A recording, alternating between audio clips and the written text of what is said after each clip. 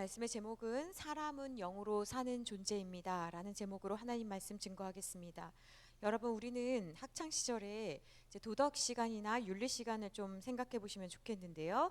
그때 우리는 인간이 동물과 구별되는 가장 결정적인 이유로 오늘 방학을 맞이한 우리 은호에게 질문을 엄청 하고 싶지만 은호가 놀랄까봐 여러분들이 대답하셔야겠습니다. 인간이 동물과 다른 결정적인 이유를 어떻게 들으셨죠? 예, 인간은 이성이 있고 도덕이 있기 때문이다 라고 배우셨습니다. 맞습니다. 인간은 이성적 존재입니다. 그래서 동물은 배가 고프면 먹고 졸리면 자고 아무 데서나 배설하고 위협을 느끼면 도망가고 먹어버리고 하는 본능에 충실해서 살아가지만 인간은 이 본능도 있지만 본능을 거슬릴 수 있는 힘이 있습니다. 달리 말해서 이성적 존재라는 것은 생각할 줄 안다라는 거예요. 그래서 우리는 생각할 줄 알기 때문에 먹고 싶어도 자고 싶어도 뭘 하고 싶어도 당장의 욕구를 참고 무엇이 나한테 더 유익한지 미래를 위해서 어떻게 내가 준비해야 할지를 생각하게 됩니다. 그래서 인간은 이성을 사용해서 아무것도 없는 벌판에 가서도 우리는 집을 만들고 공동체를 만들고 또 도구를 이용해서 물고기와 동물들을 잡아먹으면서 살았습니다. 이러한 생각할 수 있는 능력이 있기 때문에 우리는 우주의 법칙을 이용해서 그 지구 아닌 다른 행성에도 가기도 하고 또 과학기술을 발전시켜서 문명을 이루기도 합니다. 철학자 아리스토텔레스가 뭐라고 합니까? 인간이 이성적 동물이다 라고 이야기하면서 이성을 잘 발휘하는 것이 인간다운 삶의 핵심이라고 배워왔습니다. 여기까지는 이제 중학교 과정. 그렇죠? 중학교 때 다 아리스토텔레스만 배웠지요. 자, 그럼 인간은 이성적 존재이기만 하냐? 그렇지 않죠. 인간은 또한 도덕적 존재라고 배웠습니다. 인간은 단순히 먹고 사는 생존을 위해서만 살지 않습니다. 이것은 동물도 하는 것이죠. 인간이 동물과 다른 이유는 어떻게 사는 것이 바른 것인가라는 끊임없는 고민을 하기 때문입니다.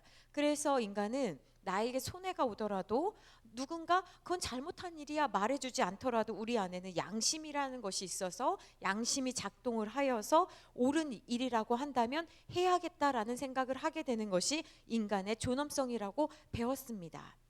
최근에 서울 자가의 대기업 다니는 김 부장 이야기에 보면 이 김 부장은 우리가 배운 이성적이고 규범적인 인간의 표본 같은 사람입니다. 많은 사람들이 이 김 부장 때문에 위로를 받았다고 하네요. 옛날에 미생이 사회초년생을 위한 드라마라고 했다면 김 부장은 오늘을 살아가는 40대 50대를 대표하고 있지 않나라고 생각합니다. 대한민국에서 가장 합리적이고 성공적인 길이라 여겨지는 코스를 완벽하게 밟은 김 부장입니다. 열심히 공부해서 사람들이 부러워하는 명문대를 나왔고 치열한 경쟁을 뚫고 대기업에 입사해서 이제 임원을 바라보는 부장 자리까지 올라왔습니다.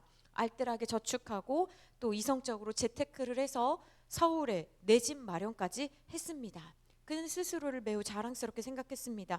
나는 매일 아침 일찍 일어나 양복을 다려입고 지각 한 번 없이 성실하게 다녔다. 나는 낭비하지도 않았고 사회의 규칙을 잘 지켰으며 가장으로서의 책임을 다했다. 나는 틀리지 않은 삶을 살았다.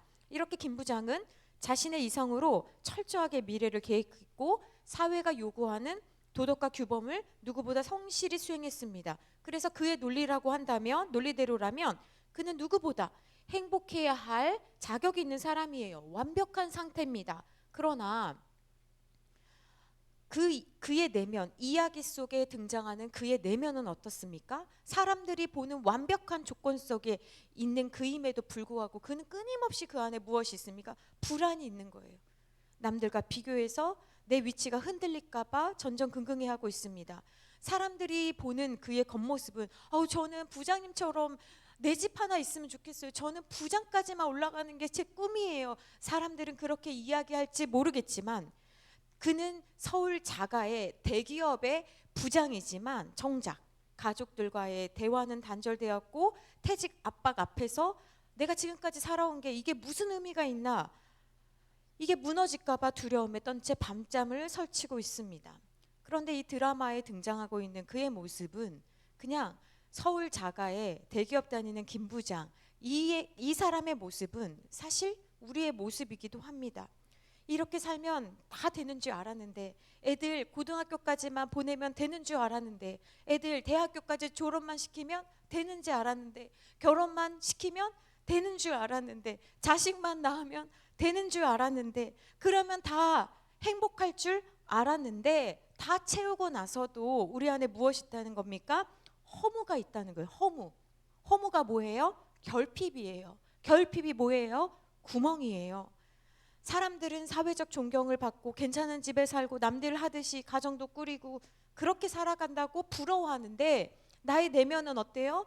텅 빈 것 같은 느낌이 있는 거예요. 이것이 바로 인간이 이성과 도덕만으로는 채워지지 않는 또 다른 뭔가가 있구나, 또 다른 뭔가가 인간에게 있다는 것을 반증해 주고 있는 것입니다. 아무리 이성적으로 똑똑하고 도덕적으로 흠없이 산다고 해도 이 해결되지 않은 목마름이 인간 안에는 있다는 겁니다. 그렇다면 인간이란 무엇입니까? 도대체 나는 어떻게 살아야 됩니까? 우리는 어디서 와서 어디로 가는 겁니까? 이 근원적인 질문에 대한 답을 찾기 위해서 우리는 이제 교과서가 아닌 다른 곳을 찾아야 됩니다. 저는 오늘 여러분께 학교나 사회에서 가르쳐 주지 않았던 인간이 진짜 어떤 존재냐는 것을 말씀드리려고 하는데요. 인간은 어떤 존재입니까? 인간에게 있는 그 갈급함, 결핍, 허무, 공허는 바로 하나님만이 채울 수 있는 영의 공간이 있다라는 것을 말씀해 주고 있는 거예요. 인간은 하나님을 만나야만 하는 영적 존재입니다. 우리가 이것을 어떻게 알 수 있습니까? 성경을 찾아보려고 하는데요. 아니, 왜 또 성경을 가지고 이야기하냐라고 할 수 있습니다. 그런데요, 중요한 건데요, 인간은요, 자기 스스로를 만든 존재가 아니에요. 그렇기 때문에 내가 누구인지를 알려면, 내가 누구인지를 정의하려면 이 권리는 나에게 있는 것이 아니라 나를 만들었다고 하는 그 존재에게 가서 물어야 되는 거거든요. 인간은 스스로 발생한, 그러니까 그냥 의미 없는 먼지들이 모여가지고 갑자기 딱 탄생한 존재가 아니라 누군가의 뜻에 의해서 만들어졌다고 성경은 말씀하고 있습니다. 그것을 뭐라고 합니까? 피조물이라고 하는 거예요. 여러분, 피조물이라고 합니다. 피조물은 어떤 거예요? 창조주가 만들었다라는 거예요. 그래서 피조물이라는 단어에는 주권의 이양이 담겨져 있습니다. 내가 나를, 인간을 만들지 않았기 때문에 인생의 주인은 내가 나를 만들지 않았으면 내게 아니라는 거예요. 여러분, 아시겠죠? 내가 나를 만들지 않았어. 그러면 난 누구 거예요? 나를 만드신 분의 것이라는 겁니다. 자동차가 있다면 그 자동차는 사용 목적이 분명하기 때문에 만들어진 거죠. 마찬가지로 피조물인 인간도, 인간의 삶의 목적은 나에게서 있는 것이 아니라 나를 만드신 누구에게 있다는 거예요? 창조주에게 있다는 것을 우리가 기억해야 합니다. 그래서 이것을 배우지 않기 때문에 인간은 도덕적 동물인가 보다, 이성적 동물인가 보다라고 생각하는데, 우리는 그런 존재가 아니라 영적 존재라는 거예요. 창세기 2장 7절에 보면 하나님 말씀에 이렇게 나옵니다. 하나님이 인간을 어떻게 만드셨는지 아주 구체적으로 나오고 있는데요. 창세기 2장 7절 말씀 함께 합독합니다. 시작. 여호와 하나님이 땅의 흙으로 사람을 지으시고 생기를 그 코에 불어넣으시니 사람이 생명이 되니라. 여기서 아주 중요한 공식이 나옵니다. 인간이 어떻게 만들어졌다는 거예요? 기초 자료는 흙이라는 거예요.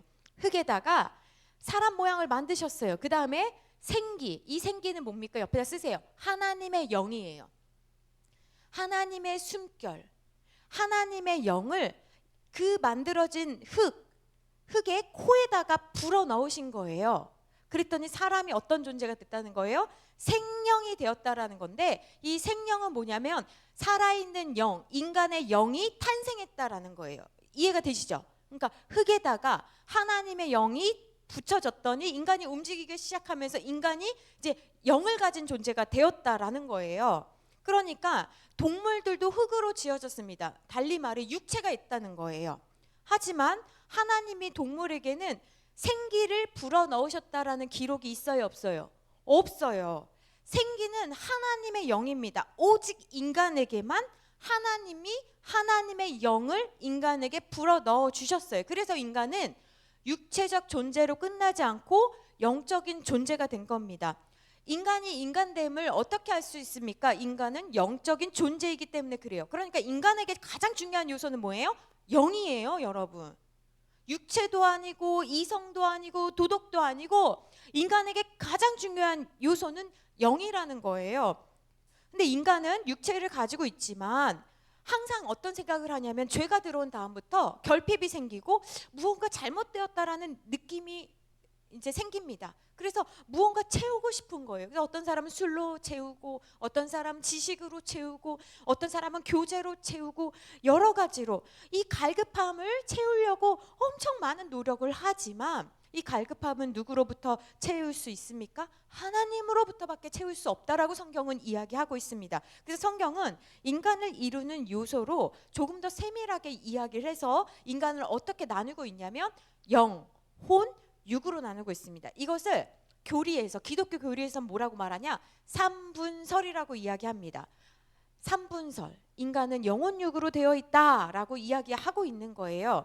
데살로니가 전서 5장 23절 말씀 우리 앞에 보시면서, 제가 온전히 가져오지는 않았지만 앞에 보시면서 합독합니다. 시작. 너희의 온 영과 혼과 몸이 흠없게 보존되기를 원하노라. 그래서 여러분, 우리가 이제 재림하신 예수님을 우리가 맞이하게 될 때 우리의 무엇이 보존되냐면 우리의 영과 혼과 몸이 온전하게 보존되는데, 여러분 오늘 여기서 중요한 순서가 있어요. 말씀이 언급하는 순서에 여러분 귀 기울이세요. 너희의 무엇이 먼저? 영이 먼저. 아시겠어요? 그러니까 우리가 행복해지는 순서, 우리가 그렇게 좋아하는 성공의 순서는 뭐예요? 영이에요. 근데 세상은 뭘부터 가리켜요? 몸부터 가리킵니다. 이게 완전 달라요. 너무너무 중요해요. 오늘 이 말씀을 하려고 제가 지난 2년간 수요 자녀 축복 기도에서 몸에 대해서 막 다루고, 감정에 대해서 막 다루고, 생각에 대해서 막 다룬 이유는 오늘 이 설교를 이제 드디어 하기 위해서예요.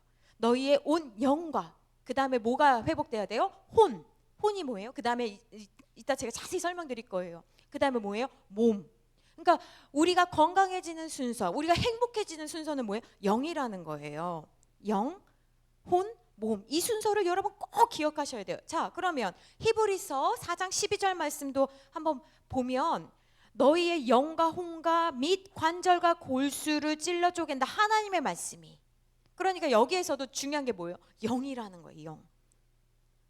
우리는 이 세밀한 구분, 영, 혼, 육, 이걸 삼분설이라고 그냥 쉽게 말하면, 이것을 통해서 오늘 영이 뭐고 혼이 뭐고 몸이 뭔지를 오늘 배우려고 하는데요. 세상에서 배우는 것처럼 몸부터 우리 배울 거예요. 몸. 이 몸을 뭐라고 하냐? 육이라고 합니다. 그렇죠? 몸은 세상에서 뭐 몸, 육체 이런 말 많이 하죠. 근데 기독교에서는 이걸 뭐라고 해요? 육이라고 해요. 그냥 육. 그래서 육이라고 할 때는 기독교에서는 두 가지 의미를 하죠. 육체를 의미하기도 하죠. 몸 자체. 또 하나의 의미 뭐예요? 세상을 말하기도 해요. 너희는 육에 속한 자가 아니요 할 때는 너희는 세상에 속한 자가 아니요, 이 말씀하는 거거든요. 첫 번째, 인간에게 있는 이 육이라는 것은 뭐냐면 몸을 말하는 건데, 이 몸은 세상과 소통하는 기관이에요. 그래서 이 육을 통해서 우리는 맛있는 것을 먹으면 행복해집니다. 육을 충족하기 때문에. 또 우리는 좋은 옷을 입고 싶어요. 몸에 까칠까칠하고 막 아픈 거 입고 싶지 않아요. 이런 게 육이 주는 거죠. 또 오감 있잖아요. 오감을 통해서 보고 듣고 냄새 맡고 맛보고 만지면서 세상과 우리는 이해하고, 세상을 이해하고 연결됩니다. 그래서 몸은 항상 우리에게 무엇이 위험한 것인지, 또 우리에게 무엇이 필요한지를 알려줍니다. 몸 때문에 우리는 걷고 일하고 쉬고 표현하도록 만들어주는 삶의 가장 1차원적이고 기본적인 게 바로 기초적인 장치가 이 몸이에요. 육이에요. 그런데 몸은 이렇게 좋은 겁니다. 그런데 성경은 육에 치우친 삶이 있다고 그래요. 육에 치우친 삶, 육만을 위한 삶, 몸만을 위한 삶을 살아가는 사람을 성경은 뭐라고 이야기하냐면 옛사람이라고 합니다. 옛사람은 하나님을 주인 삼지 않고 내가 스스로 주인이 되려고 하는 태도를 가진 사람을, 너희는 아직 옛사람이구나, 너희는 이제 거듭났다, 너희는 이제 주인이 바뀌었다, 성경이 이렇게 대비해서 말해주고 있거든요. 그래서 육사람이라고 할 때는 어떤 사람을 말하느냐? 몸을 충족시키려고 하는 자기 만족적이고 자기 충족적이고 감각과 경험만을 추구하면서 살아가는 태도, 이것이 육사람, 옛사람의 특징이에요. 그래서 아까 말씀드린 영 우선적으로 살아가는 것이 아니라 옛사람의 특징은 뭐예요? 세상 사람들의 특징, 예수님 알지 못한 사람의 특징은 뭐예요? 항상 육이 먼저인 거예요. 이해가 되시죠? 그래서 오늘날 한번 생각을 해보세요. 여러분 TV를 다 틀어보세요. 딱 두 가지로 끝나요. 먹방, 막 먹는 거 보여주고, 그죠? 맛집 찾아다니고 먹은 이야기. 또 하나 뭐예요? 프로그램? 또 하나 뭐예요? 경험이에요. 다 여행 다녀보는 이야기잖아요. 참 좋겠다는 생각 들죠? 우리가 내는 TV 수신비로 여행을 다니니 얼마나 좋아요. 너무너무 부러운데? TV 프로그램 딱 2개예요. 온통 육체의 감각을 채우는 것에 혈안이 되어 있어요. 그러니까 다 먹방이고 다 여행 프로그램입니다. 몸을 채우는 것, 몸을 경험하는 일에 혈안이 되어 있습니다. 맛집이라고 하면 맛집 들어가기 전부터 줄 서서 사진 찍고 인증샷 찍고 나 여기 왔다라고 이야기를 하고 있잖아요. 운동도 그렇잖아요. 바디 프로필 아세요? 얼굴을 포함해서 달라진 몸을 찍는 거예요. 그래서 집에 가면 막 그런 거 사진 막 이렇게 붙여놓고 하는 거죠. 인생 사진 한 장을 남기기 위해서 수개월간 자기의 몸을 조각하는 거잖아요. 그렇게 한 다음에 자기만 보려고 나 건강해졌다, 내 몸이 좋아졌네, 뱃살이 없어졌어, 그렇게 합니까? 아니에요. 대부분 사람들 어떻게 합니까? SNS에 올려가지고 내 몸이 얼마나 괜찮아졌는지를 다른 사람으로 하여금 보게 합니다. 다 만족적이에요. 자기 만족적, 자기 충족적. 물론 건강을 위해서 땀 흘리는 거는 귀한 일입니다. 여러분 운동하셔야 됩니다. 운동하셔야 돼요. 성경도 육체의 연단은 약간의 유익이 있대요. 디모데전서 4장 8절에 보면 육체 연단, 이게 뭐예요? 육체 훈련, 운동하는 거는 유익이 있대요. 근데 앞에 뭐라고 성경에 써 있냐면 약간의 유익. 우리 몸은요, 하나님이 거하시는 성전이기 때문에 우리는 술을 먹을 수 있으나 술 먹지 않죠. 우리는 무엇이든지 할 수 있지만 음란하지 않죠. 우리는 담배 필 수 있지만 담배 피우지 않죠. 왜 그래요? 우리 몸 자체가 하나님이 거하시는 거룩한 성전이기 때문에 우리는 보기 좋고 건강하게 잘 관리하고 가꾸는 것이 주님이 주신 몸을 맡은 청지기의 마땅한 의무입니다. 그런데요, 여러분, 이 경계성, 이 약간의 유익을, 이 적절성을 지키는 게 여러분 쉽지가 않아요. 우리는 저나 여러분이나 딱 하나 꽂히면 거기에 막 끌려다닐 수 있는 연약한 존재입니다. 왜냐하면 운동할 때 뭐가 나오냐면 신경물질에 도파민이 나와요. 이 도파민이 우리를 행복하게 하거든요. 그래서 운동하면 사람들이 뭐라고 합니까? 땀 쫙 나면 뭐라고 합니까? 스트레스 풀린다는 이야기를 다 합니다. 그래서 사람들은 이 운동을 하는 거예요. 이른 아침에도 추운 날씨에도 더운 날씨에도 운동을 합니다. 그런데 여러분, 이 도파민이요, 도파민의 특징 우리 한번 그때 다룬 적 있는데 이 도파민의 특징이 뭔지 알아요? 도파민은 한번 이렇게 경험하잖아요. 만족할 줄 몰라요. 더 큰 만족, 더 이게 도파민의 특징이에요. 그래서 마약을 못 끊는 거잖아요. 그런데 여러분 그것도 아십니까? 영적인 일에도 도파민이 있습니다. 어쨌든 크리스찬이라고 한다면 한 가지 더 생각해 볼 것이 있는데, 우리가 운동이나 음식이나 여행이나 이런 육체적인 자극으로 기울어질 수 있는 연약한 존재라고 말씀을 드렸는데요. 왜 우리가 연약하냐면, 여러분 쉽게 제가 한번 예를 들어볼게요. 여러분 왜 운동하십니까? 물론 여기에서는 저는 그런 줄 알고 운동하지 않습니다. 그것도 건강한 얘기가 아니라고 했어요. 왜 운동하십니까? 무슨 목적이 있어야 된다는 거예요. 근데 여러분 한번 예를 들어볼게요. 여러분의 담임 목사님이 운동을 막 해요. 막 헬스를 막 3-4시간 막. 진짜 운동하는 사람들이 3-4시간 하는 거 아시죠? 3-4시간은 해야 된대요. 한 바퀴 돌려면. 이틀에 한 번씩이라도. 근데 여러분의 담임 목사님이 운동을 하는데 그 운동하는 이유가 바디 프로필 찍기 위해서라고 한다면 여러분 어떻게 생각하시겠어요? 왜 여러분은 되시고 담임 목사님 안 돼요? 그럴 계획도 없으시고 시간도 없으시지만 담임 목사님이 운동을 하는 이유가 보여주기 위해서라고 한다면, 그래서 딱 담임 목사님 왔는데 담임 목사님 방에 자기 개인 서재실이니까 거기에 프로필 사진 쫙 있어. 막 거의 팬티가 보일랑 말랑 하면서 딱. 여러분 어떠십니까? 그러니까 저희나 여러분이나 기억해야 되는 것은 무엇이냐면, 우리가 운동하는 이유는 단 하나예요. 단 하나. 보여주기 위해서가 아니라 운동하는 이유는 뭡니까? 하나님과 이웃을 더 잘 섬기기 위해서 우리는 운동하는 거예요. 이 목적을에서 벗어나면 안 되는 겁니다. 내가 골프를 치든 탁구를 치든 육적 만족을 위해서 치우치면 안 된다는 거예요. 치우치면 어떻게 돼요? 옛사람이 된다라는 거예요. 그래서 이 적절하게 끌려다니지 않기 위해서 우리는 과감하게 운동하고 싶지만 때로는 어떤 훈련도 해야 된다고 그랬어요. 운동하지 않는 훈련도 있어야 된다라고 말씀드렸어요. 왜? 우리는 계속 하고 싶거든요. 여러분 술도 아닌데 운동을 하지 말라는 가르침을 어디서 듣겠어요, 여러분? 세상 TV에서는 맨날 운동하라고 그래요. 그런데 우리는 무엇이든지 할 수 있지만 무엇이든지 하지 않을 수 있는 것도 우리는 그리스도 안에서 훈련할 수 있어야 합니다. 운동도요, 안 하면 금단 현상이 있습니다, 여러분. 운동 안 하면요, 운동이라고 여러분 생각하면 헬스장을 말하나 보다. 아니에요. 걷는 거, 뛰는 거, 뭐 기타 등등 여러 가지 운동, 그거 안 하잖아요. 그러면 어떤지 알아요? 마음이 불안합니다. 그리고 뭐 어때요? 오늘 괜히 많이 먹은 것 같아. 늦게라도 한 바퀴 돌고 싶어. 미치도록 하고 싶은 마음이 생깁니다. 이것을 우리가 알아차려야 돼요. 그럴 때 우리는 많이 먹었네. 진짜 많이 먹었어. 밤에 잠깐이라도 나가야 되는데. 그게 아니라 내가 육체적 열심에 충실하게 살아왔구나.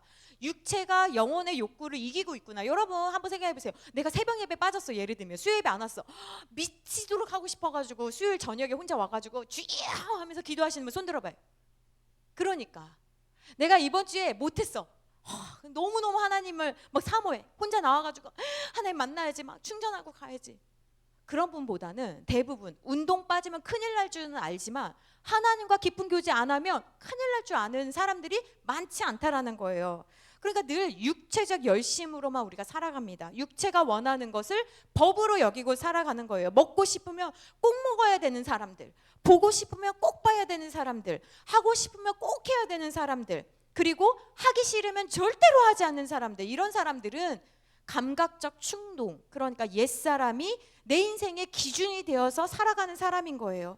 오늘 이것으로부터 끊어지고 육체의 충동이 무엇인지를 깨달아서 욕망이 이끄는 대로가 아니라 성령의 법으로 살아가는 여러분들 되시기를 축복합니다.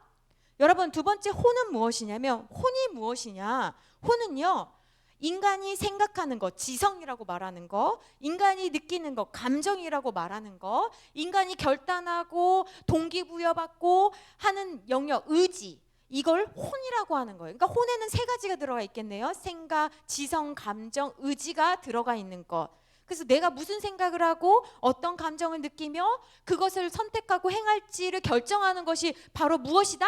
혼이라는 거예요. 이게 혼의 기능입니다. 그러니까 같은 상황을 만나도 생각이 달라요. 감정이 달라요. 반응이 달라요.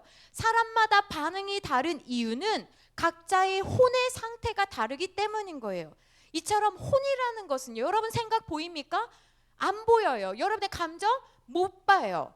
그래서 이 혼이라는 것은 눈에 보이지 않지만 겉으로 드러나는 모든 것을, 겉으로 드러나는 말과 행동을 이끌어가는 조종실과 같은 역할을 하고 있습니다. 그래서 철학이나 심리학에서는 이것을 뭐라고 하냐? 혼이라고 안 하고 인격이라고 합니다. 자아라고 말합니다. 그런데 성경에서는 혼이라고 이야기하는 거예요. 이 혼이라고 하는 것은 보이지 않는 내면의 조정실에 앉아서 우리의 삶과 방향, 또 속도를 결정하는 운전자입니다. 그래서 여러분들 혼을 잘 훈련하셔야 돼요. 특별히 크리스찬은 자기의 생각과 감정과 의지를 하나님께 맡길 때 하나님께서 인도하여 주시고 가르쳐 주십니다. 무엇을 해야 할지, 하지 말아야 될지, 어떤 생각을 취해야 할지, 어떤 게 더 나은 결정인지를 하나님께서 알려주십니다. 그런데 영의 다스림을 받지 않고, 이것도 마찬가지로 혼이 더 강한 거예요. 아까 육이 강하면 옛사람이라고 그랬죠. 혼이 더 강할 수가 있어요. 혼이 더 강해서 혼이 육체를 끌고 가. 그 다음에 맨 마지막에 영이 있는 거예요. 그러면 성경은 뭐라고 이야기하냐? 네가 오늘 우리가 읽은 본문의 말씀처럼 육신의 일을 따르는구나, 그리고 육신의 생각을 한다라고 성경은 분명히 말씀하고 있습니다. 그런 의미에서 오늘 우리 함께 봉독한 로마서 8장 5절부터 8절 말씀 같이 한번 화면 보시면서 합독하시겠습니다. 시작. 육신을 따르는 자는 육신의 일을, 영을 따르는 자는 영의 일을 생각하나니 생각은 사망이요 영의 생각은 생명과 평안이니라. 육신의 생각은 하나님과 원수가 되나니 하나님의 법에 굴복하지 아니할 뿐 아니라 할 수도 없음이라.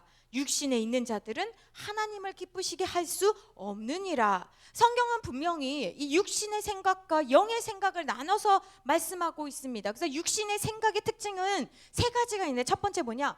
육신의 일을 따른대요. 육신의 일을 따른다는 게 뭐예요? 추구한다는 거예요. 추구한다. 육신의 일을 추구한다는 건 뭐예요? 자기 자신을 위한 것만 선택한다라는 거예요. 예를 들어 모임에 갈지 말지를 결정할 때 내가 가야 되겠다. 거기 참 의미 있는 자리다. 이렇게 생각하고 내가 필요할 것 같아. 내가 좀 가서 도와야 될 것 같아. 이 생각을 하기보다는 육신의 일을 추구한다는 게 뭐예요? 나 너무 피곤해. 나 너무 귀찮아. 그래서 모른 척하고 지나가 버리는 거. 또 내 말에 공감을 안 해줘. 혹은 나를 성장시키지만 불편한 조언을 하는 사람이 주변에 있으면 이런 생각을 합니다. 굳이 이렇게까지 힘들게 하면서 유지할 필요가 있을까? 이런 생각을 하고 거리를 두고 손절해 버리는 것. 여러분, 많은 심리학자들, 상담가들이 뭐라 그러냐면 당신의 정신건강을 위해서 그런 사람하고는 손절하십시오. 이렇게 이야기해요. 100%. 그러면 이해받는 것 같아요. 아주 단순해 보입니다. 그런데 그런 것이 성경에서 뭐라고 이야기합니까? 육신의 생각이라고 말하는 거예요. 그러니까 이 혼이 강한 사람은요, 자기 의지, 자기 생각, 자기 감정이 너무 중요한 사람이기 때문에 늘 뭐를 추구한다고요? 나의 편안함, 나의 이익, 나의 기분이 항상 중요한 주제가 되고 주체가 되는 거예요. 그러니까 자아가 강한 사람이에요. 저 사람 되게 성격 강해. 그런 사람은 어떤 사람이에요? 이렇게 자기 의지, 생각, 감정이 강한 사람이라는 거예요. 거기에는 내가 강하기 때문에, 내가 가득 차 있기 때문에 거기에는 하나님이 들어가서 말씀하시고 다스릴 공간이 없는 거죠. 그러니까 늘 내가 지혜로워, 내가 합리적이야. 여러분 어떻습니까? 여러분의 만족과 자존심, 여러분의 안위를 먼저 계산하는 사람이십니까? 육신의 생각을 너무 성경적이거나 신앙적으로만 가둬서 생각하지 마세요. 우리는 어떻게든지 우리가 하고 싶은 대로 살아야 되는 사람들입니다. 그래서 대단한 게 아니라고 할지라도 우리는 늘 먹고 싶은 거 먹어야 되고 사고 싶은 거 사야 됩니다. 자고 싶을 때 자야 돼요. 이런 게 욕망이에요. 그 욕구가 이루어지려면, 자려면, 먹으려면, 하려면 그 육신의 일을 향한 우리는 욕망이 있다라는 거예요. 술 먹고 싶은 사람은 늘 뭐라고 말합니까? 술 먹을 이유를 찾아다닙니다. 이게 욕망인 거예요. 어떻게든지 간에 건수를 만들려고 합니다. 근데 여러분, 제가 술 예를 드니까 나는 술 안 먹으니까 와닿지가 않죠?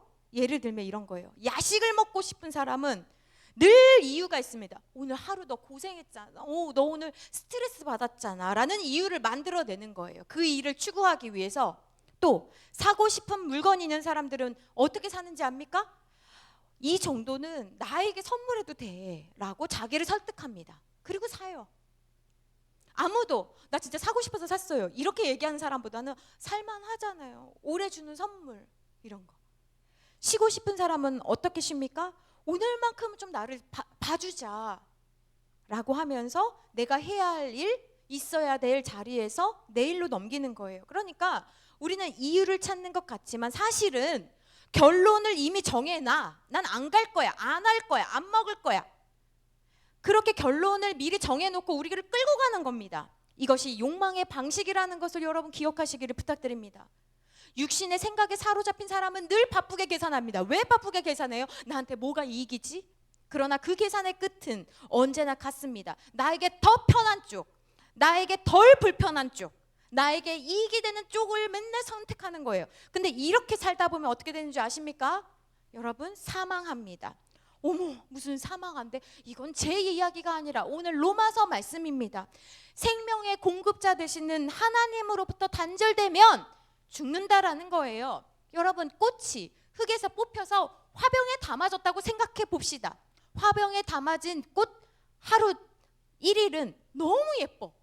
2일도 예뻐. 3일도 예뻐. 요즘은 또 이렇게 화병에 넣는 용액이 있더라고요. 오래가는 용액이 있어요. 그거 넣으면 7일도 예뻐.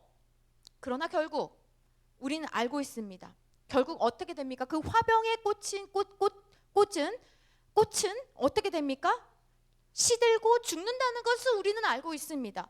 언제부터 죽습니까? 흙으로부터 잘라져 나온 순간부터 죽습니다.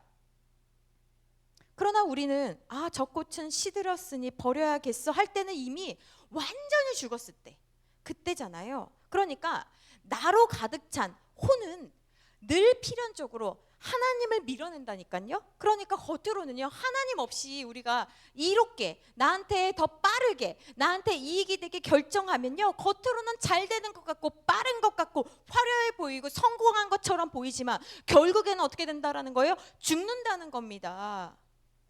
그래서 여러분, 하나님은 우리를 살리시는 분이에요. 그래서 오늘 이런 말씀 우리에게 주시는 겁니다. 근데 육신의 생각으로 가득하다 보면 어떻게 됩니까? 하나님과 원수가 된대요.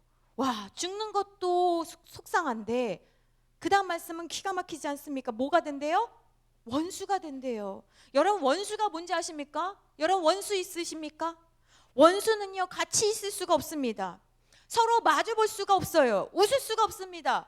그렇게 할 수도 없는데 밥을 같이 먹을 수 있겠습니까? 밥도 못 먹어요. 그래서 육신의 생각에 사로잡히면 제일 먼저 눈에 띄는 게 무엇인가? 하나님과 원수가 됐을 때 나타나는 가장 큰 현상이 뭐냐? 맞춰보세요. 뭐예요? 예배입니다. 예배를 어떻게 드리는지를 보면 그 사람의 영적 상태가 드러나는 거예요. 예배가 하나님의 임재 시간이 아니라 지친 시간, 버티는 시간. 말씀은 왜 이렇게 길어? 말씀은 맨날 왜 나한테 뭐라고 그래? 찬양은 낯설어. 왜 이렇게 어려운 찬양만 해? 기도는 부담이 돼. 그래서 마음은 어떻습니까? 점점 예배에서 멀어지고 결국에 빠질 이유를 찾게 되는 거예요. 이게 바로 어떤 상태냐? 하나님과 원수된 상태라는 거예요. 여러분, 누구랑 원수가 됐다는 거예요? 목회자와 원수가 됐다는 게 아닙니다. 하나님과 원수가 됐다라는 거예요. 이 말씀을 다른 사람에게 적용하지 말고 먼저 자기 자신에게 적용하기를 바랍니다. 여러분, 하나님과 원수가 됐다는 게 구체적으로 무엇입니까? 저항한다라는 거예요. 저항이 뭔지 알죠? 버틴다는 거예요. 하나님이 오른쪽으로 가라고 하면 싫다는 말은 안 하고 왼쪽으로 가버리는 게 원수입니다. 하나님이 원하시는 것이 무엇인지를 분명히 알매도 불구하고 내 뜻대로 하겠다고 버티는 겁니다. 그래서 우리는 어떻게 해야 됩니까? 핑계대지 말아야 되는 거예요. 어쩔 수 없었어요. 상황이 이랬어요 라는 말 뒤에 숨지 말고 하나님 앞에 정직해져야 됩니다. 솔직해야 됩니다. 우리가 말씀대로 살지 못한 진짜 이유는 상황 때문이에요가 아니고 사실은 내 마음대로 살고 싶은 내 고집, 내가 주인 되고 싶은 내 욕심 때문이라는 것을 우리는 깨우쳐야 되고 알아야 되는 거예요. 그러므로 우리는 이제 결단하고 다시 돌아가지 말아야 됩니다. 분명하게 선을 그어야 됩니다. 나는 더 이상 내 몸이 원하는 대로 끌려다니지 않겠습니다. 나는 더 이상 내 기분과 자존심을 주인으로 모시지 않겠습니다. 왜냐? 육과 혼을 따르는 삶의 끝은 명확하기 때문에 그렇습니다. 육을 채우면 채울수록 영은 굶주립니다.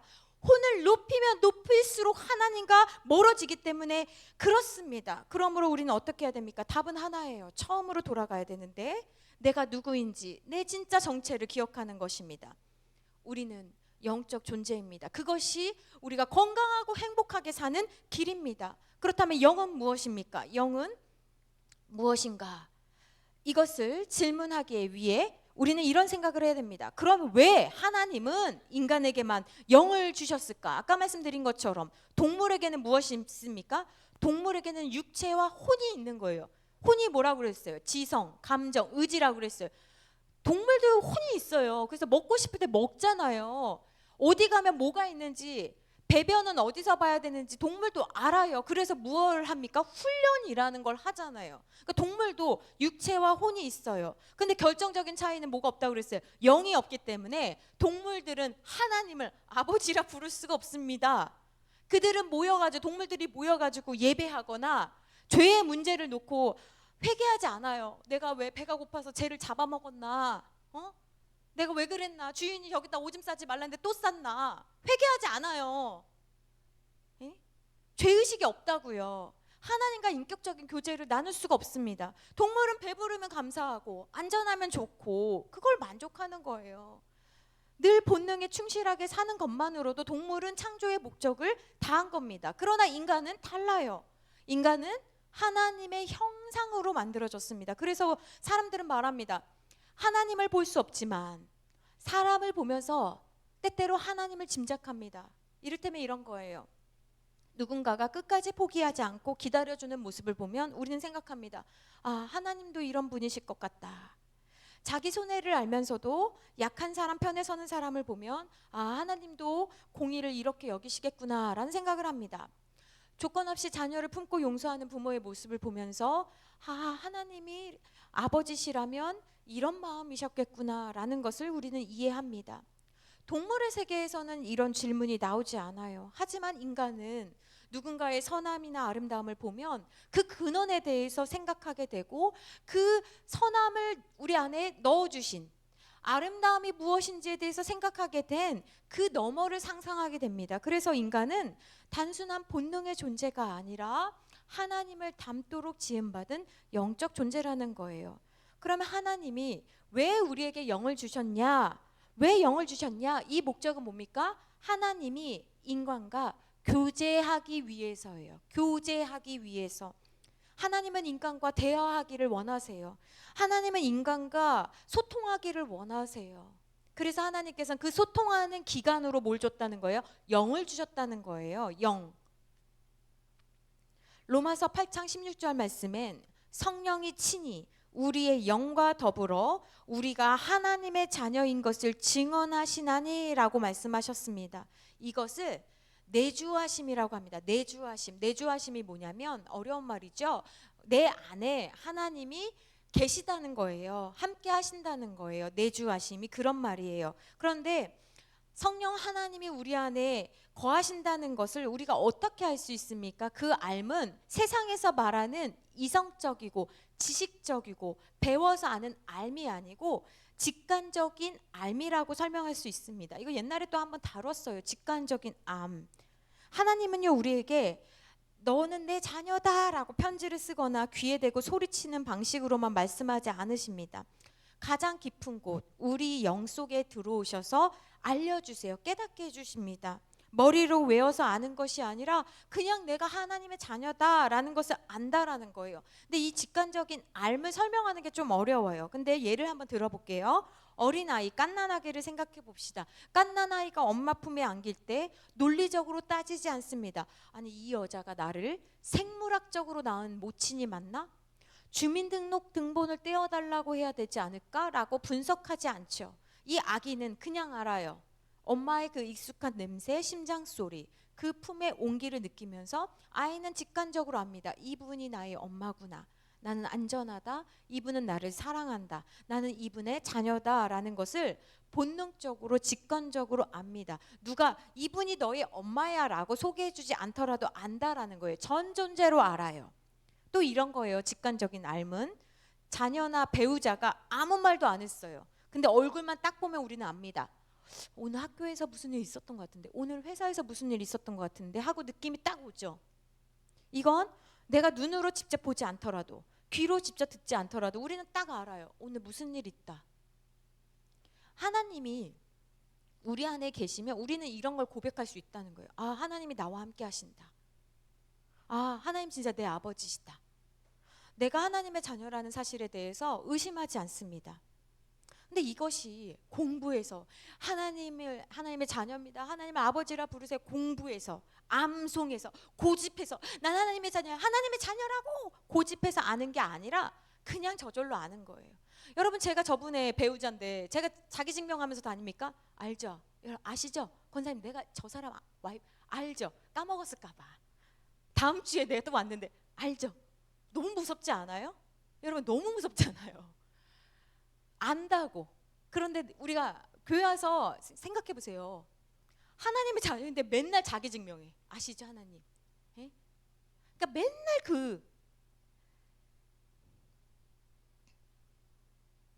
머리로만 붙잡고 있는 확신은요, 외운 건요, 지식으로 아는 하나님에 대한 알면요, 환경이 내 뜻대로 되지 않거나 어려워지면 어때요? 이것 자체가 흔들려. 그걸 아셔야 되는 거예요, 여러분. 내가 아무리 힘든 상황이 있어도 내가 저 사람의 와이프라는 것은 바뀌지 않아요. 벗었다가 입었다가 하는 게 아니에요. 그렇잖아요. 근데 우리는 하나님과의 관계에 있어서 우리는 조금만 어려우면 마치 하나님께 땡깡 부리기도 하고 혹은 공갈 협박하기도 하면서 이 알미라는 것을 흔든다는 거예요. 그런데 만약에 솔직히 내가 진짜 직분도 받았고 그리고 내가 오랫동안 하나님에 대한 알고 또 그랬음에도 불구하고 내가 하나님의 자녀인지 모르겠다라고 한다면 두 가지를 점검해 보셔야 돼요. 첫 번째, 두려움이 있는 이유가 죄 때문인지를 여러분 살펴보셔야 되는 거예요. 내가 하나님의 자녀는 맞는데 나는 왜 이렇게 좀 답답하지? 왜 이렇게 좀 겁이 나지? 왜 이렇게 하나님이 좀 멀리 있는 것 같아 보이지? 라고 한다면 여러분 무엇을 살피셔야 되냐면 내가 하나님의 자녀 아닌 거 아니야? 이게 아니고요. 죄가 있는지 없는지를 보셔야 된다는 거예요. 하나님이 우리에게 주시는 마음은 디모데후서 1장 7절에 보니 두려워하는 마음이 아니라고 하셨어요. 그럼 하나님이 우리에게 주시는 마음은 뭐냐면 오직 능력과 사랑과 절제하는 마음이라고 하셨어요. 근데 우리 안에 하나님이 주시는 마음이 아닌 다른 마음이 있다면 그건 죄예요. 죄는 하나님과 우리 사이를 가로막는 담입니다. 아담과 하와가 선악과를 먹고 죄를 지었을 때 제일 많이 느꼈던 감정이 뭐예요? 두려움입니다. 두렵기 때문에 어떻게 해요? 숨는다고요. 안 보겠다고 하는 거예요. 좀 덜 가겠다고 하는 거예요. 여러분 죄가 있으면요, 누가 뭐라고 안 해도 혼자 숨어요. 두려워요. 불편해요. 뿐만 아니라 하나님의 자녀됨의 기능이 떨어지는 거예요. 여러분 제가 자녀가 있잖아요. 제 자녀가 저한테 잘못하면요 방에서 안 나와요. 배가 고파도 엄마가 줄 때까지 밥 달라는 얘기를 못 하더라고요. 이게 자녀됨의 기능이 떨어지는 거예요. 만약에 그렇다면 우리가 어떻게 하면 됩니까? 요한 1서 1장 9절 말씀에 그는 하나님은 미쁘시다, 하나님은 신실하시다. 이 말은 뭐예요? 약속을 바꾸시지 않는다는 거예요. 너 내 말 안 들었으니까 나도 네 말 안 들어, 그런 분이 아니시라는 거예요. 그는 미쁘시고 의로우사 우리 죄를 사하시며 우리를 모든 불의에서 깨끗하게 하실 것이라고 해요. 그러면 우리가 이런 하나님과의 관계를 회복하기 위해서 우리는 어떻게 해야 돼요? 하나님 앞에 죄를 자백해야 되는 거예요. 그러면 하나님은 언제든 죄의 담을 허무시고 우리를 다시 그분의 품으로 안아주신다는 거예요. 그래서 회개는 하나님과 끊어진 접속을 다시 연결하는 가장 빠르고 확실한 길입니다. 그런데 많은 성도님들이 회개를 착각하는 게 뭐냐면 회개는 가끔 하는 거라고 생각해요. 물론 여러분 중에는 목욕을 가끔 하는 분들도 있을 거라고 저는 확신합니다. 그러나 회개는 가끔 하는 게 아니에요. 관계를 지키는 일상의 매일의 태도여야 되는 거예요. 다시 제가 아내됨에 대해서 이야기를 해볼게요. 제가 아내됨에 그 의무와 책임이 있는데 이걸 매일매일 지켜야 되지 않겠어요? 제가 이걸 잊어버린다면 저는 어떨까요? 다른 짓을 하겠죠. 회개는 그런 거라고요. 하나님과 자녀됨의 관계는 그런 거라고요. 가끔 하는 게 아니라 가끔 밥 해주고 가끔 그냥 아내 역할 하는 게 아니라 매일매일 일상을 살아가며 내가 누구인지, 내가 누구의 엄마이고 내가 누구의 아내이고 내가 여러분의 목회자이라는 것을 매일매일 내 일상을 지키면서 살아가는 태도여야 되는 거예요. 두 번째로 여러분이 내가 요즘 왜 하나님과 관계가 그렇지? 라고 생각한다면 여러분이 기억해야 되는 것은 무엇이냐면 초청했는지, 그리고 초청했다면 그 다음에 여러분들이 발견해야 되는 건 무엇이냐면 성령 충만한지를 보셔야 돼요. 먼저는 초청입니다. 초청은요 하나님이 하시는 영역이 아니에요. 인간이 하나님을 초청해야 합니다. 우리는 하나님을 초청할 수도 있고 거절할 수도 있습니다. 이때 우리는 의지를 쓰는 거예요. 그래서 이 의지를 쓸 때 성경에서는 기독교 교리에서는 그 의지 앞에 무엇을 붙이냐면 자유의지라고 붙였습니다. 의지는 내 뜻이에요. 거기에 자유가 붙었으니 내가 원하는 것을 의지를 써서 할 수도 있고 안 할 수도 있다는 거예요. 여러분 우리가 믿는 하나님은 어떤 분이십니까? 폭력적인 분이 아니세요. 저는 그 하나님의 성품에 생각할 때마다 그 하나님 때문에 너무너무 감동하고 감격하는데요. 하나님은 한 번도 폭력적으로 힘을 쓰지 않으십니다. 그분은 무엇이든지 하실 수 있으시지만 억지로 하지 않으십니다. 그래서 성경은 이렇게 말을 하지요. 요한복음 1장 12절 말씀, 여러분들이 잘 아시는 말씀, 영접하는 자 곧 그 이름을 믿는 자들에게는 하나님의 자녀가 되는 권세를 주셨으니 그 조건이 뭡니까? 영접하는 자, 영접해라. 너희가 원하면, 너희가 하나님을 초대하면, 손님을 내 집에 맞아들이듯 하나님을 초대하면, 이것이 첫 번째예요. 하나님은 우리의 인격을 사용하시기 때문에, 하나님은 우리의 인격을 존중하시기 때문에 우리가 자유의지를 사용해서 주님 내 마음에 들어오십시오 라고 문을 열 때까지 밖에서 기다리시는 거예요. 그러므로 하나님을 경험하지 못하고 있다면 점검하셔야 돼요. 내가 하나님을 초대했나? 나는 나의 지정의, 그러니까 혼이죠. 나의 지정을 다해서 그분을 내 인생의 주인으로 환영하고 초청하고 있는가? 영적인 교제의 시작은 초청으로부터 시작합니다. 그런데 문제는 무엇이냐면, 문제는 내 이 자유의지를 사용해서 내 인생의 주인이 누구인지를 분명히 하고 살아야 된다는 거예요. 자, 다시 말해서 우리가 이제 다 여기 계신 분들 다 초청하신 분들이거든요. 그런데 제가 드리고 싶은 질문은 뭐냐면, 초청한 뒤에 우리의 삶에 여전히 하나님께 주인의 자리를 내어드리고 있는가 하는 거예요. 처음에는 문을 열었는데, 그래서 좋았는데 시간이 지나면서 어떻습니까? 하나님, 이건 제가 결정할게요. 하나님, 이건 제가 운전할게요 하면서 나의 지정의, 나의 육체를 영을 향하여서 가는 것이 아니라 옛사람을 향하여서 혹은 육신의 생각을 향하여서 신앙생활하고 있지는 않는가라는 것을 돌아보자는 거예요. 여러분, 하나님의 자녀가 되는 순간은 아까 초청하는 시간, 일생에 딱 한 번이면 되는 거예요. 단회적인 사건이고 이례적인 사건이고 법적인 사건입니다. 그런데 그런 게 있어요, 여러분. 초코파이 먹고 싶어서 군대에 가서, 지금은 지금도 그런지는 모르겠는데 옛날 분들 생각하면 그런 말씀들 하시더라고요. 초코파이 먹고 싶어서 세례 받았다. 그쵸? 그런데 그러니까 이 사람은 어떻게 해요? 내 의지를 어디다 쓴 거예요? 사실 육신의 만족을 위해서 쓴 거예요. 근데 나중에 어떻게 하다가 교회에 다시 왔어. 근데 그게 생각이 나네? 그러니까 세례 받았어요? 라고 질문하니까 그것도 세례라고 해야 되나 생각을 하죠.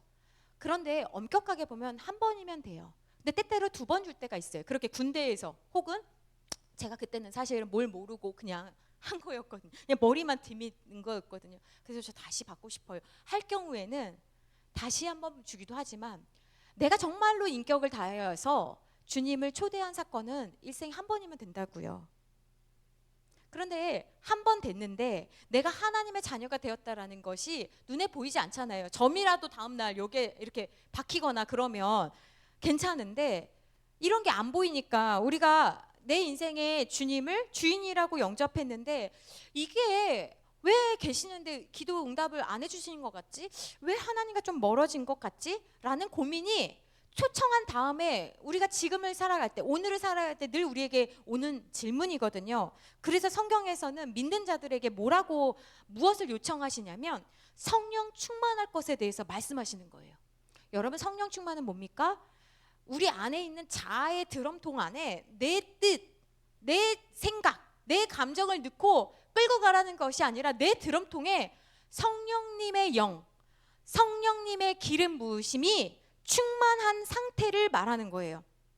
그래서 성령님이 충만하다, 성령 충만이라는 것은 성령님이 내 안에 함께 동행하셔서 나의 몸을, 나의 생각을, 나의 감정과 의지를 다스리시고 통치하시고 인도하신다는 거예요. 그런데 여기에서도 귀신처럼 그냥 성령님이 막 오늘은 뭐 하라고 했다 이렇게 하지 않으신다는 거예요. 여기에서도 자유의지를 주셨어요. 그래서 성령님이 우리 가운데 계셔도요, 우리가 순종하려면 할 수 있는 거고요, 거역하려면 안 할 수도 있는 거예요. 그래서 예를 들면 방언을 그냥 계속 할 수 있는 게 아니고, 방언을 하다가도 멈출 수 있는 거예요. 다시 그냥 원래 한국말로도 할 수 있는 거고, 이게 자유의지를 사용하는 거거든요. 성령 충만해지면 주인이 분명해집니다. 성령 충만하면 내 뜻이 사라지는 게 아니에요. 내 뜻은 여전히 있어요. 우리는 죄인이라서 성령 충만함에도 불구하고 여전히 내 뜻이 있어요. 내가 하고 싶은 욕구가 있어요. 욕망이 있어요. 그러나 성령 충만해지면 내 뜻, 내 계획, 내 소원이 있지만 내 마음에 하나님을 기쁘시게 해드리고 싶은 마음이 더 커지는 거예요. 이 차이를 아셔야 돼요. 내가 눈치 보여서 예배 나와야지, 내가 눈치 보여서 그냥 기도해야지가 아니고요. 내 안에 성령 충만해지면 아버지 뜻대로 하고 싶은 마음이 생긴다는 거예요. 그래서 환경에 상관없이 기뻐할 수 있고 감사할 수 있고 평안할 수 있게 되는 것입니다. 그러므로 여러분, 우리는 육신의 생각과 의지를 훈련하며 일상의 선택 속에서 성령의 다스림에 반응하는 삶을 우리가 살아가야 되는 거예요. 하나님께서 우리에게 소원을 주실 때 네, 그렇게 하겠습니다 하고 반응하는 거예요. 그럴 때 내 삶의 중심이 더 이상 내가 아니고 하나님과 동행하는 삶, 하나님이 다스리시는 삶을 살아간다라고 할 수 있습니다. 그러므로 무엇을 따르고 어디에 순종하며 내가 어떻게 시간을 쓰는지가 우리가 어떻게 살아가고 자아 충만으로 살아가는지 아니면 성령을 추구하며 살아가는지를 우리는 알 수 있습니다. 성경은 일관되게 심고 거두는 원리에 대해서 말씀하십니다. 갈라디아서 6장 7절 말씀 화면 보시면서 큰 목소리로 합독하시겠습니다. 시작. 스스로 속이지 말라. 하나님은 업신여김을 받지 아니하시나니 사람이 무엇으로 심든지 그대로 거두리라. 여러분, 하나님을 경외하십시오. 하나님을 속일 수 있다는 생각을 하지 마세요. 여러분, 모양이라도 그렇게 하지 마세요. 여러분, 모양으로 하나님을 경외하십시오. 여러분, 업신여김을 받다, 하나님은 업신여김을 받지 아니한다라고 할 때 업신여김을 받다라는 뜻은 뭐냐면 헬라어로 묵테리조라는 말인데 이거는 코에서 나온 말이에요. 코. 이게 뭐냐? 겉으로는 믿는 척하면서 속으로는 코웃음 치지 말라라는 거예요. 하나님을 겉으로는 믿는 척하면서 속으로는 코웃음 치면서 하나님을 속인다, 속일 수 있다, 그렇게 생각하지 말라라는 뜻인 거예요. 육체를 위해서 심어놓고 그렇게 살아놓고 영적인 복을 기대하는 것, 내 욕심대로 살면서 하나님의 인도를 바라는 것, 이 모든 태도가 하나님을 바보 취급하는 거예요. 하나님을 업신여기는 거예요. 하나님을 모독하는 거예요. 하나님은 결코 속지 않겠다라고 말씀하십니다. 콩 심으면 콩 나는 거예요. 팥 심으면 팥 나는 거예요. 영적인 세계에도 변하지 않는 법칙입니다. 그러므로 여러분, 우리는 선택해야 됩니다. 육체의 소욕을 따라 살다가 멸망할 것입니까? 아니면 하나님 나라를 위해서 심고 영생을 거둘 것입니까? 거기에는 도적도 없다고 했어요. 하나님 나라에 심으십시오. 무엇을 심고 계십니까? 여러분, 하나님 나라를 선택했다면 그 선택은 성령님의 인도하심에 순종하는 삶으로 드러나야 됩니다. 성경이 말하는 성령 충만은 성령님이 나를 다스리시는 상태인 거예요. 성령님이 원하신다면, 하나님이 원하신다면 나는 기꺼이 하겠어요, 주님. 여러분, 이런 성도들이 많아져야 하나님 나라가 확장되는 겁니다. 하나님, 나의 이 손은 하나님 거예요. 나의 이 머리는 하나님 겁니다. 내 발은 하나님 거예요. 내 건강은 하나님 겁니다. 내 재산은 하나님 거예요. 내 자녀도 내 것이 아닙니다. 당신의 것입니다.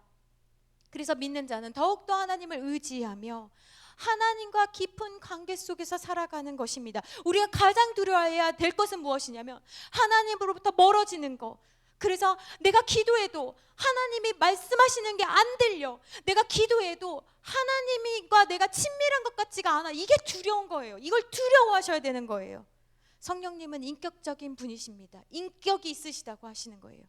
그래서 늘 순종하면 더 가르쳐 주세요. 물어보면 가르쳐 주십니다. 의논해 주십니다. 그러므로 여러분, 즉각적인 순종으로 혼과 육을 훈련하십시오.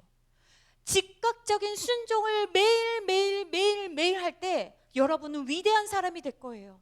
여러분은 더 깊이 하나님의 뜻에 대해서 알게 되실 거예요. 여러분의 육체는 운동하지 않더라도 강건해지실 거예요. 여러분의 머리는 내가 어떻게 돈을 벌지? 계산하지 않더라도 여러분은 부해지실 거예요. 즉각적인 순종으로 여러분의 혼과 육을 훈련하실 때 이 모든 것을 더하시는 하나님의 역사를 여러분은 경험하시게 되실 거예요. 그래서 여러분, 하나님 나라를 선택한 사람은, 로세 안에 설교를 제가 왜 했겠어요, 여러분? 머뭇거리지 말라고요. 초청받아서 나왔는데 왜 뒤를 돌아보냐라는 거예요. 그런 성도들이 얼마나 많습니까? 왜 뒤를 돌아봐요? 앞을 향해서 가야죠. 머뭇거리지 말고 즉각적인 순종으로 나아가라는 거예요. 그런데 이 즉각적인 순종을 어떻게 알까요? 하나님께서 각 사람에게 어떤 감동이나 선한 뜻을 알려주세요. 가르쳐주세요. 여러분, 그때가 기회입니다. 성령님은 억지로 시키지 않아요. 다만 우리에게 말씀하십니다. 이거 네가 하면 어떨까? 네가 좀 해. 근데 그렇게 감동을 주셨을 때 우리가 옛사람의 반응으로, 육적인 생각으로 반응하지 않고 머뭇거리면 어떻게 되는지 아십니까? 하나님께서 주시려던 복을 받을 자리에서 다른 자리로 뒤로 가는 거예요. 그래서 먼저 믿은 자들은 늘 두려워하십시오. 내가 앞인 줄 알았는데 어느 날 보니 뒤야. 너무 무섭지 않습니까? 먼저 된 자는 어떻게 된대요? 나중된 대라잖아요. 우리가 몰라. 나는 먼저인 줄 알았는데 제가 예수님 믿은 지 30년 됐습니다. 성경은 뭐라고 합니까? 문이 닫혔다. 문 밖에서 이를 박박 까며 이를 갈며 문을 막 긁으며 내가 예수의 이름으로 모두 했는데 우리는 이런 생각합니다. 하나님께서 어떤 감동이나 선한 뜻을 주실 때 이렇게 생각해요. 이거 손해인데, 지금은 타이밍이 아닌데, 나 이거 해야 되는데, 왜 나한테만? 이런 생각이 들 때 여러분 이 기준을 따르십시오. 하나님께서 주신 생각일 수 있어요. 아니면 나의 생각일 수도 있겠죠. 그러나 그것이 하나님과 이웃에게 유익한 일이라고 한다면, 또 내 양심에 거리낌이 없다면 계산하지 말고 즉각 순종하십시오. 얼마 전 다른 교회 성도님이 저에게 편지를 보내왔습니다. 이런 편지 내용이었어요. 목사님, 저희 가정은 오래전부터 하나님께서 마음을 주실 때마다 계산하기보다 즉각 순종하는 훈련을 하며 살아왔습니다. 저도 목사님이 하는 사역에 조용히 동참하고 싶습니다. 이분은요, 삶의 중요한 갈림길마다 자기 계산보다 하나님의 인도를 먼저 선택해 왔다고 말씀하셨어요. 그래서 그분이 살아오신 이야기를 들어보니 예상하지 못했던 길들이 열렸고 하나님께서 각 시기마다 필요한 자리로 인도하셨음을 고백할 수 있는데요. 제가 그 간증 이야기를 다 할 수는 없지만 그분은 계산하지 않았기 때문에 부유해진 것이 아니라 하나님을 신뢰했기 때문에 흔들림 없이 살아올 수 있었던 겁니다. 그러므로 여러분, 우리도 할 수 있습니다. 하나님께서 주신 작은 감동부터 순종하기 시작하면 영적인 감각이 다시 살아나서 하나님께서 이걸 원하시는 거라는 걸 여러분 누가 가르쳐 주지 않아도 직관적으로 아는 거예요. 이렇게 하면 엄마한테 혼나지? 이렇게 하면 아빠한테 혼날 거야. 늦게 들어오면 아빠한테 혼날 거야. 이건 엄마가 좋아하는 일이지? 이걸 자녀가 아는 것처럼 우리도 알게 된다라는 거예요. 이건 하나님이 기뻐하시는 일이지. 내가 앞으로 어떻게 살아야 되는지를 알 수 있다는 거예요. 저도 그랬어요. 고등학교 1학년 때 주님을 인격적으로 만나고 나서 제가 잘못한 선택이 얼마나 후회스러운지, 제가 있어야 될 곳이 여기가 아닌데 얼마나 잘못했는지를 알았는지, 내가 중학교 때만이라도 주님을 만났다면 내가 고등학교를 여기에 오지 않았을 텐데 저에게는 그게 아주 큰 사건이었어요. 그래서 저는 신학교를 25살에 들어갔잖아요. 그러니까 그로부터 몇 년입니까? 8년 이상을 기도한 거예요. 이제 나는 큰 인생의 결정에 있어서 하나님께서 말씀하시면 하겠습니다. 저보다 추월해 간 사람들이 얼마나 많았는지 몰라요. 그때마다 흔들렸죠. 그러나 하나님 앞에 물어봤어요. 사소한 것부터 중요한 것에 이르기까지 훈련이 안 됐으니까 물어보기 시작했어요. 하나님, 이거 할까요? 심지어 먹을까요? 말까요? 살까요? 갈까요? 남들이 보면 우습겠지만 저는 굉장히 진지했어요. 저는 인생을 낭비하고 싶지 않았습니다. 저는 하나님께 쓰임받는 인생, 감동을 끼쳐드리는 삶, 제가요 목회자가 되겠다고 소원한 게 아니라고요. 여러분, 8년 동안 하나님 저 무엇 할까요를 여쭤봤어요. 그랬더니 하나님께서 성경을 가르치라라는 마음을 주셔서 그래서 제가 신학교를 간 거예요. 신학교 가겠다는 꿈을 품은 게 아니고요. 어떤 책을 봤더니 한 목사님은 방문을 열 때도, 차문을 열 때도 잠시 멈춰서서 문을 연 다음에 이렇게 하시더라고요. 성령님 먼저 타십시오. 성령님 먼저 가십시오 하고 차문도 열고 방문도 열고 들어간다고 하셨어요. 어떤 분은 밥 먹을 때도 성령님 밥을 이렇게 앞에다 놓는데요. 그리고 제가 먼저 먹겠습니다 하고 먹어요. 그러면 성령님 왜 안 드셨습니까 하고 그 밥까지 먹는다는 아주 재미난 이야기를 들었는데, 저는 그 이야기 들으면서 장난하나 이 생각했어요. 밥 먹을 때도, 잘 때도, 뭘 할 때도 진짜 계시는 것처럼 하는 걸 이야기 들으면서 저는 처음에 그런 생각을 했어요. 되게 유별을 떤다. 저 그런 거 되게 싫어하거든요. 뭐 저렇게 인위적이야, 장난하네, 이런 생각을 했어요. 그런데요, 시간이 지나면서 제가 깨달은 건 뭐냐면, 중요한 건 눈에 보이는 행위 자체가 아니라 그들 마음에는 무엇이 있었냐면, 진짜 하나님과 동행하고 싶다, 하나님과 같이 살고 싶다, 그게 그분들의 중심이었어요. 여러분, 그게 부럽지 않습니까? 하나님을 많이 알면 알수록 누릴 수가 있습니다. 여러분, 하나님은 참 좋으신 분이십니다. 오늘 이 말씀이 우리에게 들렸다면 지금 이 자리에서 분명한 결단이 필요합니다. 하나님, 이제 내 뜻대로 살고 싶은 마음이 올라올 때마다 그걸 따르지 않고 이렇게 고백하겠습니다. 성령님, 제 안에 거하여 주시고 저를 다스려 주옵소서라고 기도하면서 내 뜻을 꺾어서 우리는 자기 십자가를 지라는 건, 내가 죽었다라고 갈라디아서 2장 20절 말씀을 고백할 수 있는 건 그걸 따르지 않겠다고 자유의지를 쓰고 영으로 가는 거예요. 인간이 다시 살아나는 길은 다른 데 있지 않습니다. 이성과 도덕, 육체를 더 붙드는 것이 아니라 우리 안에 거하시는 성령의 내주하심을 삶의 중심에 모시는 것입니다. 이렇게 살 때 내가 누구인지를 스스로 증명하려 애쓰지 않아도 되고, 무엇을 살아야 될지, 어떻게 살아야 될지를 염려하지 않게 되고, 성령께서 인도해 주시는 분명한 방향을 따라 살아가게 될 것입니다. 같이 우리 기도